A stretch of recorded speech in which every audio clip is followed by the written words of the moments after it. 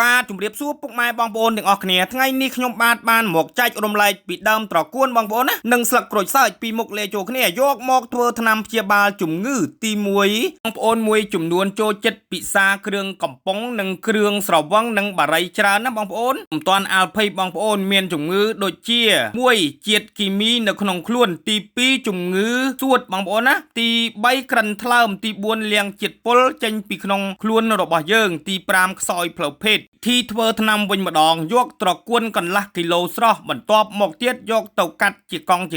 យកទៅហាលនៅក្នុងម្លប់ឲ្យបាន1ម៉ោងបន្ទាប់មកទៀតយកស្លឹកក្រូចសើចចំនួន5សន្លឹកស្រស់ដូចគ្នាបងប្អូនណាយកពីមុខនឹងដាក់ដាំជាមួយទឹក1លីត្ររំងាស់ឲ្យបាន15នាទីពេលទទួលទានថ្នាំវិញមួយថ្ងៃទទួលទានឲ្យអស់ណាបងប្អូនព្យាយាមទទួលទានចាប់ពី5ថ្ងៃដល់7ថ្ងៃអាការៈជំងឺនឹងបានជាធូរស្បើយជាបំខានបងប្អូនមិននឹកស្មានថាត្រកួននិងស្លឹកក្រូចសើចពូកែស័ក្តិសិទ្ធិដំឡើងសោះបងប្អូន